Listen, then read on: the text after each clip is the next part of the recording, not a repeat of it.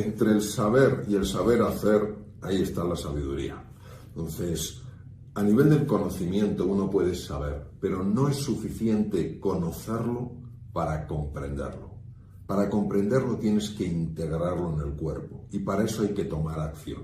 Nos sentimos muy cómodos en el mundo de las ideas, pero no tan cómodos en el mundo de las acciones y las conductas cuando éstas desafían lo que para nosotros es nuestra zona de confort, nuestro espacio conocido y familiar. Entonces, muchas de estas ideas nos están invitando a hacer cosas nuevas, a hacer cosas distintas. Y como nosotros estamos tan aferrados a nuestra zona de confort, ese conocimiento no es suficiente, porque no se ha convertido en experiencia. Pero esto es curioso, es como el huevo y la gallina, que es antes. Nunca se convertirá en experiencia si no empezamos a dar pequeños pasos para explorar la manera en la que esas ideas funcionan en la realidad. Yo, por ejemplo, pues yo tenía como científico un gran rechazo a algunos aspectos del mindfulness porque venían del mundo budista. Entonces, no porque tuviera yo nada contra el mundo budista, sino porque era un mundo ajeno a mí y el mindfulness procede del budismo. Eso es reconocido globalmente. Pero recuerdo conforme empecé a avanzar en ese campo, cómo empecé a descubrir un mundo extraordinario, que no es un mundo de creencias religiosas, es un mundo de descubrimientos personales. Y por eso he tenido maestros budistas, he tenido maestros zen, he tenido profesores como el profesor Herbert Benson de Mindfulness, pero eso no me ha hecho que tenga que renunciar para nada a ideas que pueda tener desde el punto de vista espiritual, sino todo lo contrario, me ha ayudado a hacerlas crecer. Entonces este es un ejemplo de cómo algo que me costaba tanto ahora me apasiona, ahora me apasiona. No habría hecho sino un programa de un año con Bután. Bután es un país budista, pero no he tenido ningún problema. Yo de base soy cristiano, no he tenido jamás ningún problema con eso, todo lo contrario, porque si lo que uno quiere es reencontrarse con su esencia, al final se va a reencontrar con el amor. Y un cristianismo auténtico, un budismo auténtico, un sufismo, cualquier movimiento de este sentido, si no tiene su eje en el amor, no puede ayudar al ser humano a conectarse ni con lo más profundo que hay en su interior, ni con lo más profundo que hay en los demás, ni con el espíritu de la naturaleza. El mindfulness tiene un impacto a distintos niveles y cuando lo practicas te das cuenta de que es así. En primer lugar, genera calma. La quietud lleva una calma necesaria. Tenemos un enorme ruido mental. Y esa calma está asociada a un mejor funcionamiento del cerebro porque se activa una red que se llama la red ejecutiva central. La red ejecutiva central lo que hace es permitirnos entender mejor los contextos, tomar mejores decisiones. Por otra parte, la práctica del mindfulness reduce nuestro nivel del miedo, con lo cual es más fácil que busquemos el encuentro con otras personas, que busquemos la colaboración, que busquemos la cooperación. En tercer lugar, el mindfulness activa lo que se llama el sistema nervioso parasimpático. El sistema nervioso parasimpático es el que ha de proteger a nuestras células. Por eso favorece el funcionamiento del tubo digestivo, de la microbiota, favorece la coherencia cardíaca, que es un dato muy importante, por tanto, mejora la salud. Y en cuarto lugar, y esto es muy importante, hay una dimensión del mindfulness que no es simplemente el mindfulness para reducir el estrés, el mindfulness para mejorar la salud, el mindfulness para ser una persona más cercana. Es el mindfulness para reconectar con nuestra esencia, para reconectar con la vida, para reconectar con el universo, para reconectar con Dios, es decir, para reconectar con ese algo tan difícil de definir y que es amor y sabiduría infinitos. Entonces, todas esas dimensiones se tocan con la práctica del mindfulness. Por eso, tanto en centros de espiritualidad como centros de investigación, como hospitales y universidades punteras en el mundo, se enseña el mindfulness. Cada uno llega a donde quiere llegar. Aquella persona que lo quiere utilizar para reducir su estrés no tiene que ir a niveles más profundos. Aquella persona que sabe que la quietud le va a ayudar a nivel físico, a nivel mental y que además quiere reconectar con ese misterio, con esa profundidad, con esa trascendencia, puede también. Y claro, en mi propia experiencia, el impacto no solo es extraordinario, es que es absolutamente sobrecogedor, porque llegas a tener vivencias que te muestran cosas que no sabías que existían, que te ayudan a sentir alegría, calma y confianza cuando a lo mejor te sentías absolutamente empequeñecido ante la dificultad o una decisión que tenías que tomar. Entonces, es sencillamente reconectar con quiénes somos. ¿Y por qué piensas que hemos perdido ese rumbo?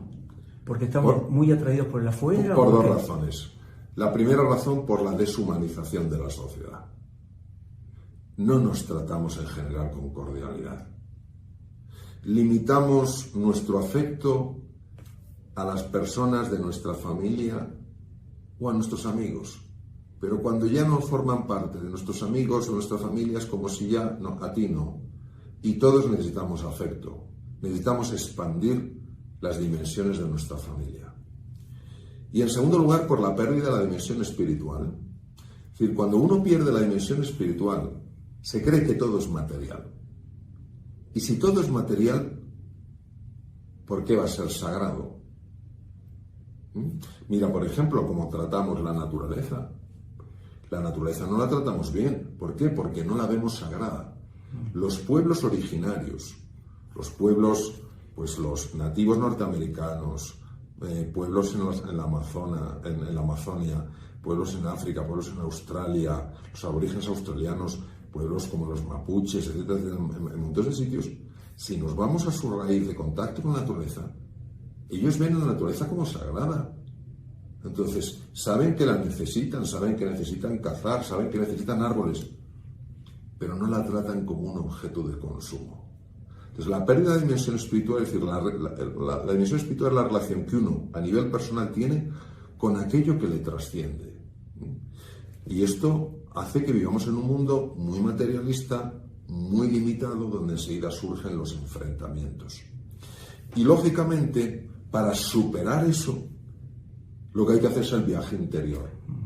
Entonces, ese viaje interior nos cuesta hacerlo porque no confiamos en que lo que vayamos a encontrar dentro valga la pena. Y yo quiero decir, ya que tengo la oportunidad de tener esta bonita conversación contigo, David, que lo que tenemos dentro vale la pena y mucho. Lo que tenemos dentro no es un montón de barro o de piedras inútiles. Lo que tenemos, cada uno de nosotros, es una mina de oro. Ahora, hay que ser minero, hay que picar. Y al principio, ¿qué te encuentras? Piedras, barro, arena, incómodo. Confía que la mina está.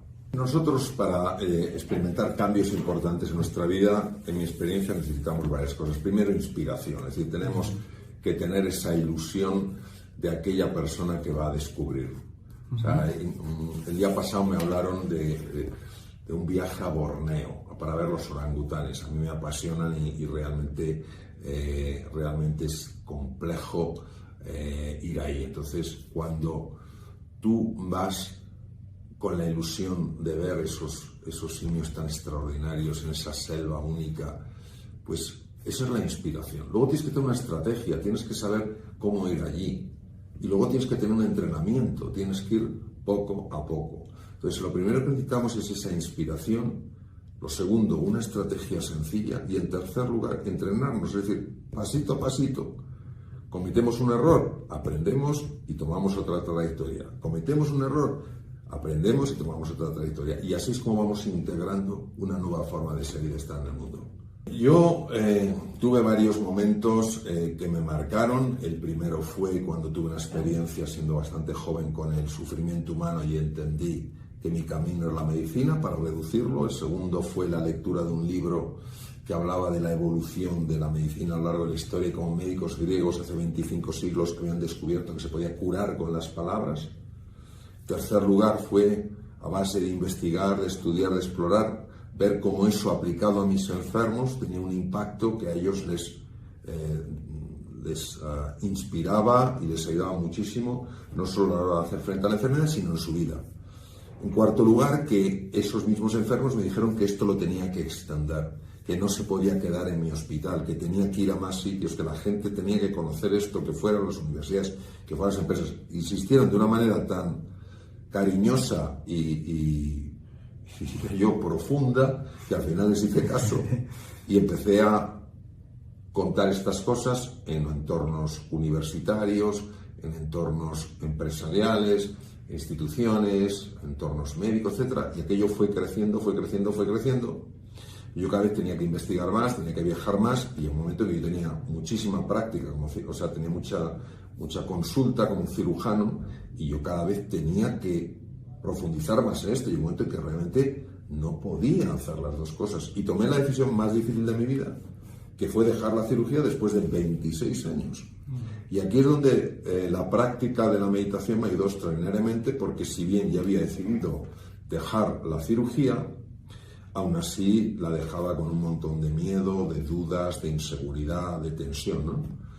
Y aunque tenía el apoyo de mi familia, de mi mujer y mis hijos, que eran muy pequeños entonces, pero también lo había hablado con ellos, de que estaban conmigo en la decisión, pero yo no me podía quitar ese lastre que sentía y que me ahogaba, ¿no? ¿Qué sentías? ¿Era como que abandonabas a tus pacientes?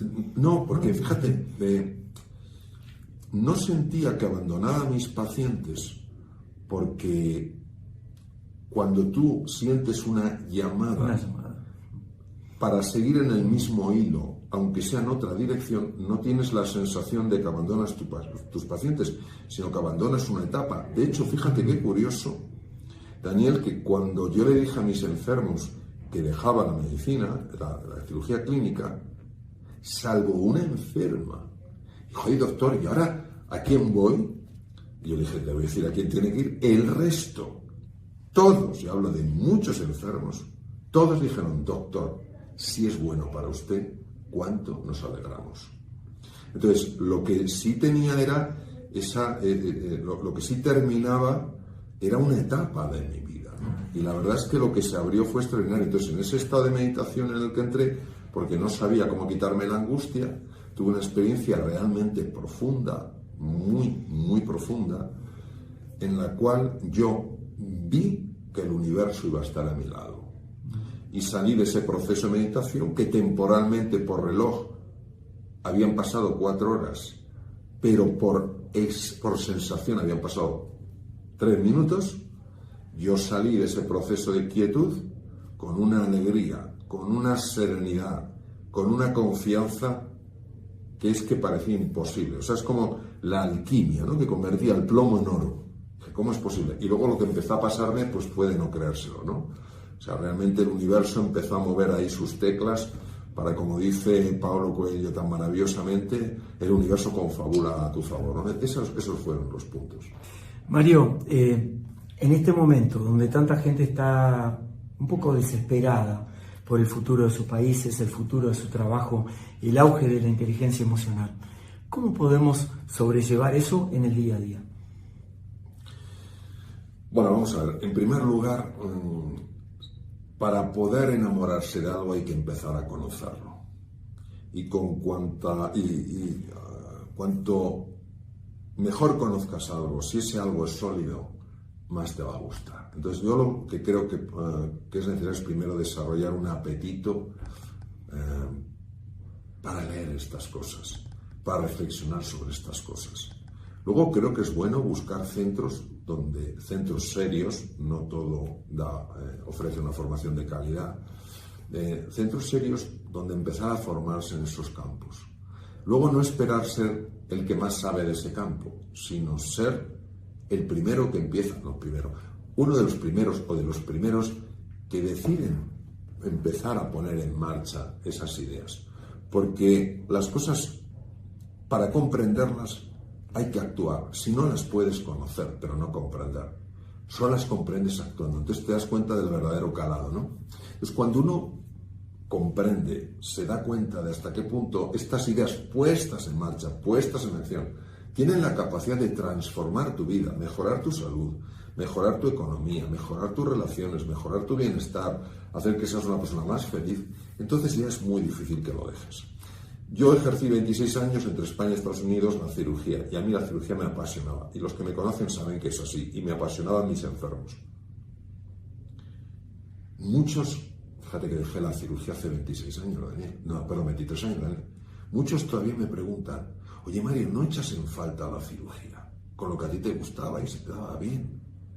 Digo, si es que esto todavía es más bonito, si es que todavía es más bonito, si es que esto todavía es más impactante. No digo que sea más importante, digo que es más impactante. Entonces, por eso te quiero decir, cuando tú vas conociendo, comprendiendo, enamorándote de algo y lo vas integrando, te das cuenta del impacto que tiene. Y entonces ya no lo puedes dejar. Yo creo, y ojalá sea así, que me moriré enamorado de lo que hago, como estoy ahora. Y seguiré investigando, si es que sigo leyendo, sigo estudiando, sigo yendo a centros, pues el último que hice fue el tema de Bután, etcétera, etcétera. Sigo queriendo crecer, ¿por qué? Porque esto es un campo ilimitado. Entonces, bueno, yo eso es lo que diré. ¿Y qué hay de la cuántica? A mí hay varias cosas que me han impactado de uno de los padres de la física cuántica, aunque luego es cierto que tuvo muchas discusiones con otros grandes de la mecánica cuántica, que es Einstein. Einstein fue un hombre que tiene una gran dimensión física y metafísica. Es decir, si nosotros pensamos en la física newtoniana del siglo XVII, es una física súper útil porque es la que nos permite, bueno, entender el funcionamiento de las cosas. Pero la física newtoniana no permite conectar con el plano espiritual de la existencia. Es como lo cartesiano. Está lo material y lo otro está fuera. Y la física newtoniana solo se ciñe a lo que es la dimensión mecánica. La física newtoniana, la mecánica newtoniana. La física cuántica da un paso más allá. Se da cuenta de que en la dimensión más pequeñita de la materia, ya no solo estás conectando con lo físico, sino que estás conectando con lo metafísico. Por eso la física cuántica es, en lo que yo he leído, lo que más se aproxima a la mística. Tú lees a San Juan de la Cruz, que le he leído, lees a Santa Teresa de Ávila, que la he leído, no toda la obra que es extensa, he leído a Rumi, que es un místico, he leído a Lao Tzu, el Tao Te Ching lo he leído, que es místico, he leído a físicos cuánticos, y dices, si es que están hablando de lo mismo de distintos ángulos. Entonces, Einstein decía cosas muy interesantes. Por ejemplo, decía, la separación que vemos entre el mundo interior y el mundo exterior es una pura alucinación de la conciencia. ¿Qué está diciendo? Que yo sí estoy influyendo en lo que me pasa, que no soy una simple víctima del mundo, el mundo sucede y yo tengo que aceptar, resignarme a lo que haya. No, yo soy coprotagonista de lo que me está sucediendo. Einstein, por ejemplo, también echaba por tierra la casualidad y hablaba mucho más de la causalidad. Entonces, personalmente, he experimentado la realidad de esto. Entonces, y tengo una mentalidad bastante racionalista, entonces me cuesta mucho, yo soy mucho como Santo Tomás, ¿no? Hasta que no veo, no creo, ¿no?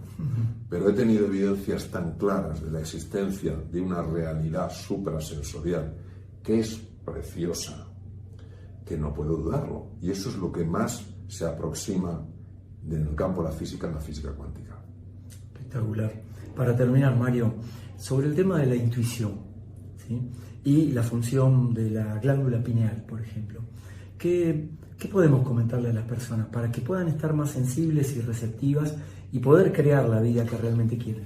Pues es muy interesante tu pregunta, Daniel, porque por una parte vamos a hablar de la intuición y por otra parte vamos a hablar de la glándula pineal, sobre todo para aquellas personas que no sepan lo que es la glándula pineal, claro, y no tienen por qué saberlo. La intuición te dice lo que tienes que hacer, pero no te dice por qué.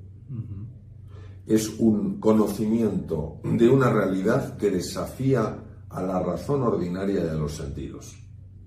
Y la intuición no siempre hay que seguirla, siempre hay que escucharla. Glándula pineal. Cuando Descartes separó el mundo cognitivo, la res cogitans, del mundo material, el cuerpo, la res extensa, él claro que sabía que los procesos mentales y fisiológicos estaban conectados.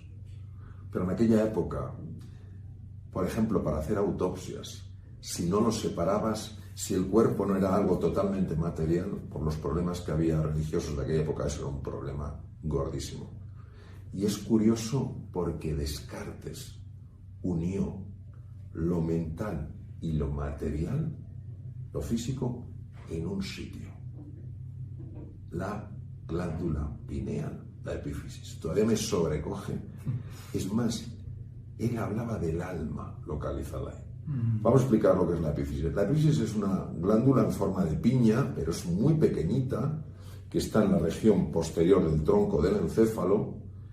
Los orientales localizarían ahí el tercer ojo.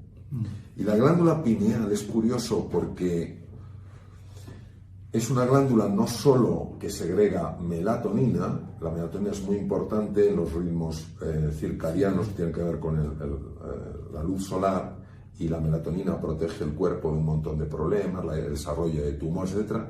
Es que la melatonina también es capaz de liberar sustancias que son alucinógenas, de tal manera que pueden producir visiones de orden místico, visiones de orden suprasensorial.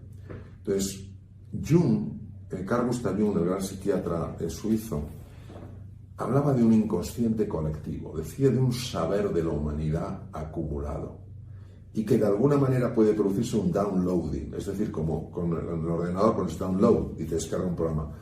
Y esa información podría ser descargada.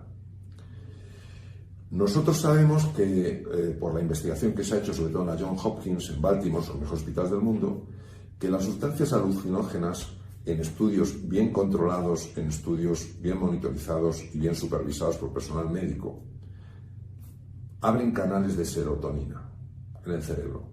Esos canales de serotonina están asociados con experiencias místicas. Entonces, de alguna manera, hay intuiciones que son intuiciones de cosas que has vivido y que realmente no recuerdas, pero que en un momento determinado tu cerebro sí recuerda y te la suelta, pero como está en el inconsciente, no sabes de dónde viene. Hay intuiciones que probablemente vengan de ese inconsciente colectivo junguiano. Entonces, no es que sea una experiencia tuya, pero es una experiencia de la humanidad. Y hay intuiciones, las más profundas, que puedan ser un downloading del universo y que estén asociadas a esta apertura de canales de serotonina. Y recordemos que estas sustancias que se investigan en medicina, puede alguna de ellas ser segregada por la glándula epífisis.